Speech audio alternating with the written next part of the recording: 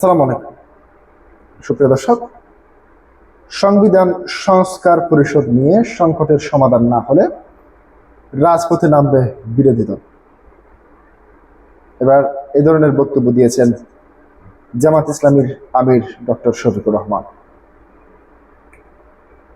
প্রিয় দর্শক, রবিবার সংবিধান সংস্কার পরিষদ গঠন নিয়ে চলমান সংকটের সমাধানে জাতীয় সংসদের ভেতরেই হোক এমন প্রত্যাশা জানিয়েছে বিরোধী দল। তবে সংসদের ভেতরে সমাধান না হলে আন্দোলনে রাজপথে নামার হুঁশিয়ারি দিয়েছে বিরোধী দলীয় নেতা জামাত ইসলামীর আমির ডক্টর শফিকুর রহমান।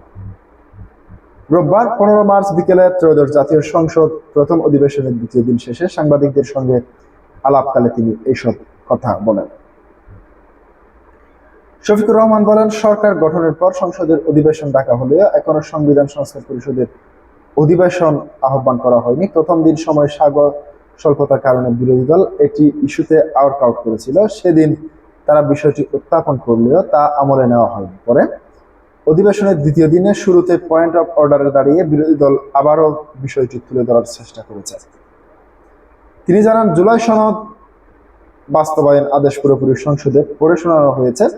বিরোধী দল শেষ পঞ্জিকা দিবস উপলক্ষে রোববার এর মধ্যে এই বিষয়ে সমাধান চেয়েছে। সংবিধান সংস্কার পরিষদের শপথ নেওয়া সদস্যদের বিভিন্ন ভবিষ্যৎ কি হবে, যারা এখনো শপথ নেননি তারা কবে শপথ নেবেন এবং পরিষদের অধিবেশন কবে ডাকা হবে, এসব প্রশ্ন তারা তুলেছে। পাশাপাশি গণভোট ফলাফল মানা হবে কিনা সেটিও জানতে চাওয়া হয়েছে। বিরোধী দলীয় নেতা বলেন, পয়েন্ট অফ অর্ডারে এসব বিষয় উত্থাপন করলে স্পিকার জানিয়েছেন এই বিষয়ে সুনির্দিষ্ট নোটিশ দিলে তা বিবেচনা করে আলোচনা করা হবে। সেই অনুযায়ী বিরোধী দল নোটিশ দিয়ে সংসদের ভেতরের সমস্যার সমাধান চাওয়ার উদ্যোগ নেবে। তিনি বলেন, যদি সংসদের ভেতরে জনগণের প্রত্যাশার প্রতিফলন না ঘটে তবে স্বাভাবিকভাবেই রাজপথে নামতে হবে। তবে বিরোধী দল সংসদের মাধ্যমে সমাধান চায়। আরেক প্রশ্নের জবাবে শফিকুর রহমান বলেন, সংবিধানে 2016 সালের কোনো ভোটের উল্লেখ ছিল না। এই প্রেসিডেন্সিয়াল অর্ডারের মাধ্যমে কিছু সিদ্ধান্ত মানা হবে আর কিছু মানা হবে না, এটি গ্রহণযোগ্য নয়। মানলে সবই মানতে হবে আর না মানলে কোনো কিছুই মানা যাবে না।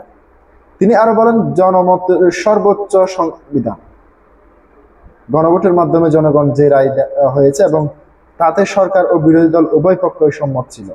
বিরোধী দলের দাবি ছিল আগের গণভোট আয়োজন আর পরের সরকারের দাবি ছিল একই দিন তা করা। শেষ পর্যন্ত সরকারের দাবি বাস্তবায়ন হয়েছে। প্রিয় দর্শক, আজকে পর্যন্তই। আসসালামু আলাইকুম।